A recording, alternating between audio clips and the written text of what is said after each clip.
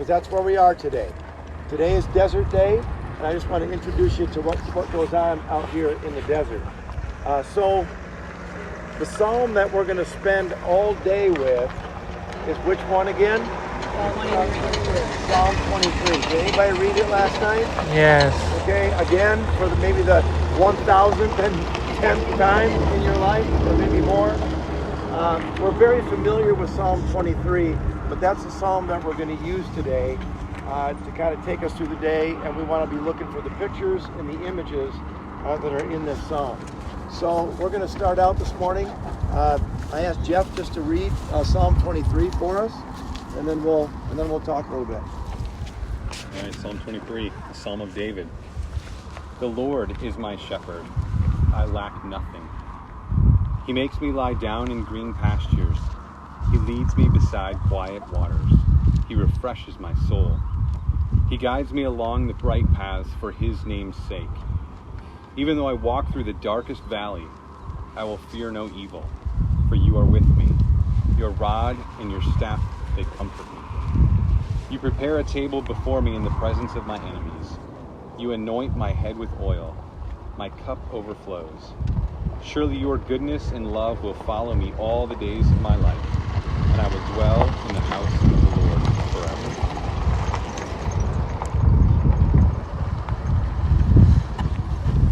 All right. You're very familiar with that psalm. A psalm of David. And David was a desert person too. So the desert is the land of the shepherd, right? We've seen shepherds already. Have you seen them? Yeah. Mm-hmm. Okay, with their sheep, and they're just roaming around the desert here. The desert is the place of the shepherd. So what are some of the dangers in the desert, do you think? What are some of the dangers? Droughts. Okay, droughts. Okay, water, right? Mm-hmm. Water realities. Part of the desert. animals. What else? Wild animals. Okay, wild animals, predators. Heat. Okay, heat. And also, believe it or not, extreme cold. Because in the, it can get really cold at night, and so extreme temperature. What about just the topography? What do you see? What do you see? واخر حاج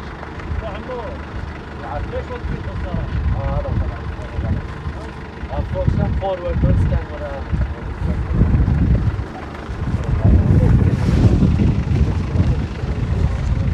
Sitting on their food.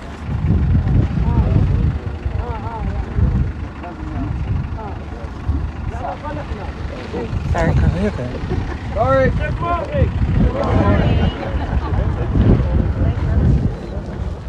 Thank you, Mom, whatever you did. Thank He you. asked me, are they in our side of the train? I said, they're in your side. You're cool man here. So what kind of landscape? I mean, when I think of the desert, you think of this, sometimes you think, oh, well, it's all sand, right? Like the Sahara Desert or something, it's all sandy, it's beachy. But what kind of desert, what does this look like? Rocky. Rocks, hills, canyons, cliffs. It's a dangerous place, isn't it? For shepherds and sheep. Poisonous snakes, or poisonous plants, or venomous insects. There's a lot of dangers and things to watch out for out here, isn't there? So a shepherd has a really important job because the sheep are valuable. And like, again, as the Slav was saying, sheep and camels and the animals, it's your identity. It's your family heritage, right? So it's really important. Israel, God's people, are a desert people. The people of Israel's roots are in the desert. Remember, out of Egypt? And where'd they spend 40 years? Yes. In the desert. It's where they shaped their identity. It's where they learned their values. It's where they learned who God was in the desert. So Israel is a desert people. Can you think of any desert individuals or shepherds in the Bible? In the Old Testament. Okay, there's David. David wrote our psalm today, right? Yep. Who else? Amos. Okay, Amos. All right. He was a bit of a farmer too, but a shepherd too. Who else? Okay, Abraham. David. Moses. Isaac. Yeah, sure. Abraham, Isaac, Jacob, of the family. Moses, remember, was 40 years in the desert before he led the people of Israel for 40 years. It's almost as if God told Moses, why don't you practice with sheep first, and then you can lead some real people. It was Moses' training period, was in the desert. Abraham's, David's, the people of Israel. It's an important place. It's a land of trust, and it's a land where you learn who you are, is the desert. And of course, the desert reminded Israel, David, Moses, Abraham, all of them, of their need for God. Because you need, what do you need in the desert if you're a sheep? Water. A shepherd. You need a shepherd. Somebody who knows about those dangers. Somebody who's aware of the predators. Somebody who knows where the water is. Somebody who can navigate the canyons and the hills. Are you with me? Shepherds are really important. Very often, shepherds were teenagers. In fact, most always, they were teenagers. You saw them today, usually just teenagers. The youngest in the family, because that was their job, to watch the sheep. And in most cases, I think, they were teenage girls. Because teenage boys might be doing something with their father at the home, maybe learning some sort of a trade or doing maybe some farming, other things like that. And it would be the girls, the lowest job, to go out and watch the sheep. So usually, shepherds were teenage girls. If you think about it, just offhand here, when God did come to this planet and made his arrival, the very first people to hear about it were who? Shepherds, teenage girls, watching their sheep on the hillside in Bethlehem. Which, by the way, probably not a bad idea. Because if you really want to get the word out about the arrival of Jesus on the planet, who better to tell than a bunch of teenage girls? They'll have that thing on Instagram and Facebook in about 30 seconds, right? Okay, just, all right. Listen, God is our shepherd. We are the sheep. God is our shepherd. Isaiah 40, verse 11. He tends his flock like a shepherd. He gathers the lambs in his arms. He carries them close to his heart. He gently leads those that have none. God is our shepherd. Psalm 78. Psalm 78, verse 52. Talking about the Exodus. But he brought his people out like a flock. He led them like sheep through the desert. He guided them safely so they were unafraid. But the sea engulfed their enemies. Thus he brought them to the border of his holy land.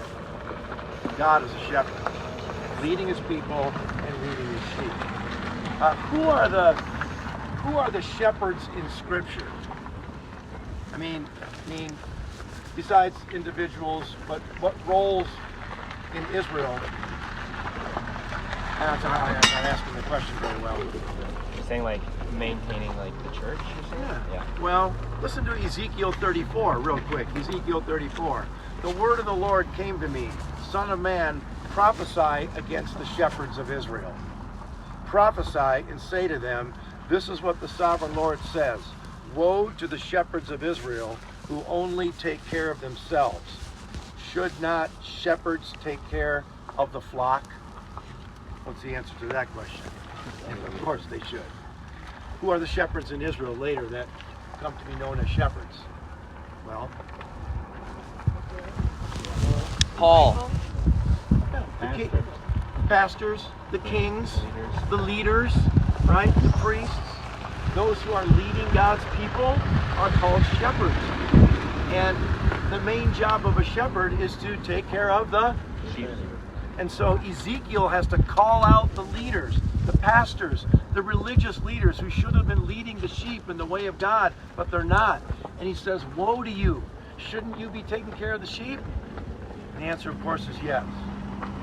Now, how do you survive in the desert? How do you survive? Food, water, shelter. All right, you got to be smart. You got to find water. You got to know where the water is, man. Do you know what the value of the desert is for survival? Hospitality. There's the law of hospitality.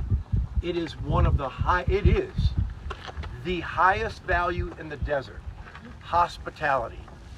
That you provide food and drink and protection to your neighbor, to anybody, including your enemy. There's the law of hospitality. That's the only way you can survive in the desert. And it's called the law of hospitality. The deal is that you would offer hospitality to anybody who came near your tent or your home for 3 days. 3 days. All the food, all the water, anything you needed for 3 days, no questions asked, no work for your guest. You would die before you would let anything happen to your guest. I know, we're used to the word hospitality, but you have no idea what that means in the desert. You have to display hospitality to your neighbor or you will die. And so obviously if you extend hospitality to somebody, you're going to be someday on the receiving end of hospitality from somebody else. And it is so serious that you would die before you let anything happen to your guests. Genesis 18. Genesis 18, starting in verse 1. Just listen to this. Listen to this. It's about Abraham, our desert man shepherd. The Lord appeared to Abraham near the great trees of Mamre while he was sitting at the entrance to his tent in the heat of the day. Got it? Sitting in his tent in the heat of the day. Abraham looked up and saw 3 men standing nearby. When he saw them, he hurried from the entrance of his tent to meet them and bowed low to the ground. He said, "If I have found favor in your eyes, my Lord, do not pass your servant by. Let a little water be brought, and then you may all wash your feet and rest under this tree. Let me get you something to eat so that you can be refreshed and then go on your way, now that you have come to your servant." "Very well," they answered, "do as you say." So Abraham hurried into the tent to Sarah. "Quick," he said, "get 3 seahs of fine flour and knead it and bake some bread." Then he ran to the herd and selected a choice tender calf and gave it to a servant who hurried to prepare it. He then brought some curds and milk and the calf that had been prepared and set those before them. While they ate, he stood near them under a tree. What in the world is going on there? Do you recognize it? What's Abraham doing? Giving him hospitality.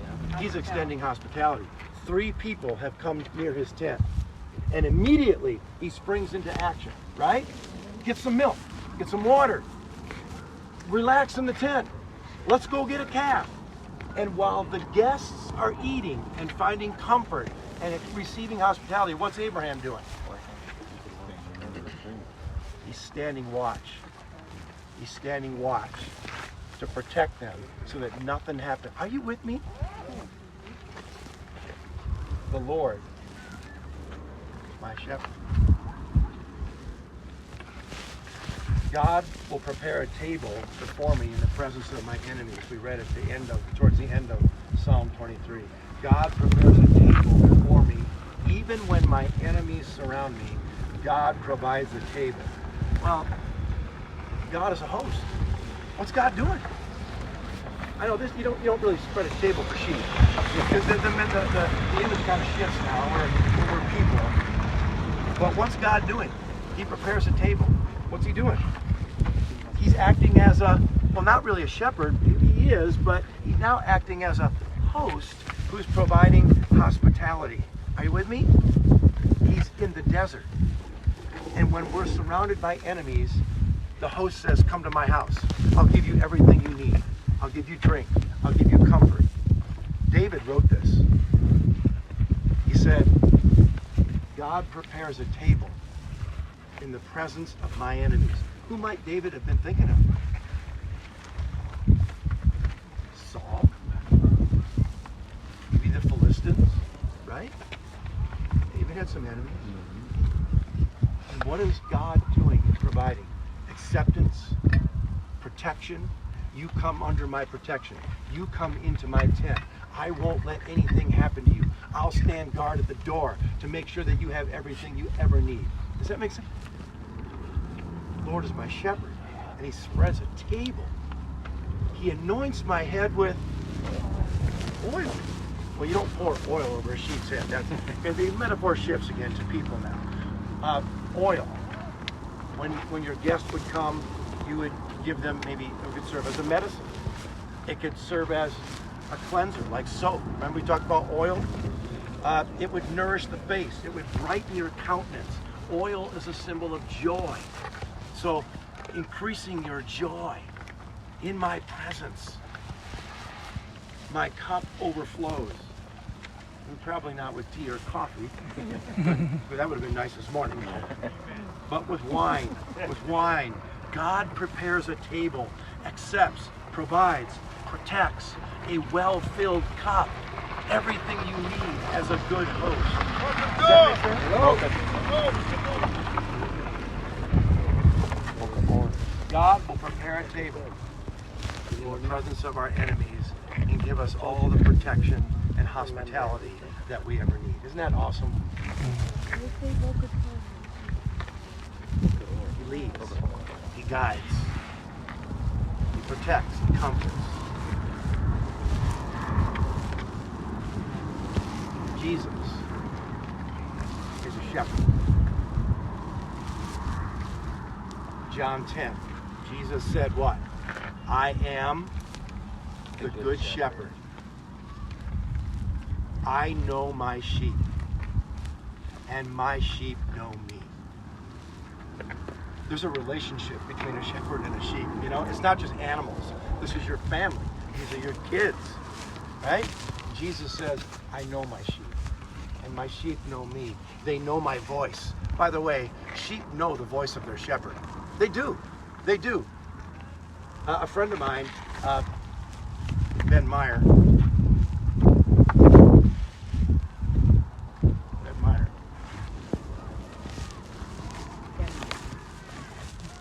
Sorry, it's a personal thing. It's just a personal thing. Yep.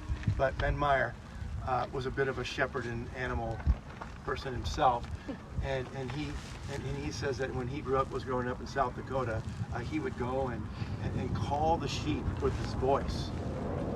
Only his sheep would come. Only his sheep would come, and the rest of the sheep stayed. I know my sheep, and Jesus calls us. Come into my tent. I'll prepare a table in the presence of your enemy. Your cup will overflow. I'll give you everything you need. I'll protect you from all of the dangers of the desert. You come in here, not for 3 days, but I will dwell in the house of the Lord, not for 3 days, ever. Oh man, he's a good shepherd. Jesus said, I am the good shepherd. And then what did he say? In John 10.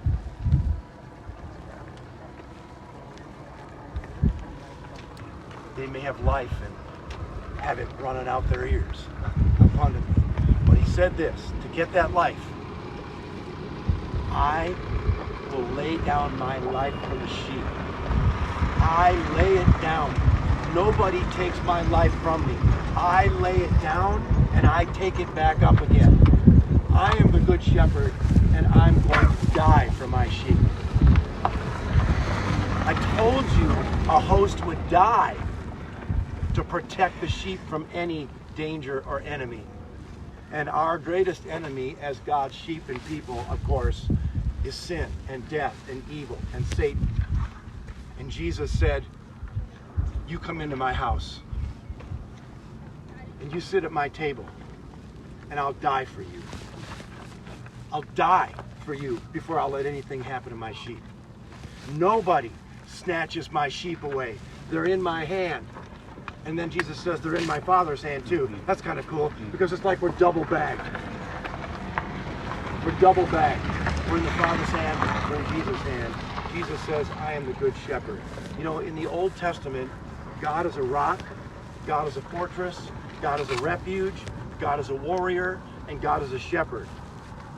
Only the shepherd moves into the New Testament. It's such an important idea. It's such a value among God's people. Follow me? And so Jesus carries that forward and says, I'm the good shepherd. The Lord is my shepherd. I'm not going to lack anything. He's going to provide everything for me and what I need. And he's going to invite me into his tent and provide me with all the hospitality that I need to provide me, and protect me from my enemies and accept me into his house. But the only way that that gets accomplished is if he dies for us. If he gives his own life for the sheep, so that we can have life and thrive as his children. And that's how it starts in the desert, everybody. That's how it starts. The Lord is my shepherd. And so it's interesting that shepherds are teenage girls or some women. Be good at it. That when God says, I am your shepherd, God is willing to take the face of a teenage girl to become one of us, human. He didn't come as a king. He didn't come as a CEO. He came to be our shepherd, a teenage girl who would watch sheep and die for them and provide hospitality to anybody. Oh man, what a good God.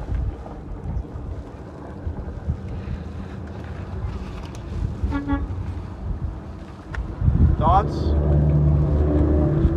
Comments? That girl, Dan hasn't. She hasn't stopped moving, has she, since we got No. there? Yeah. First time, I'm sure. She learned, oh, I know she learned that from her mother. So I got a picture of them both. She was about 5 years old. She was sitting next to her mother. No right way. up here.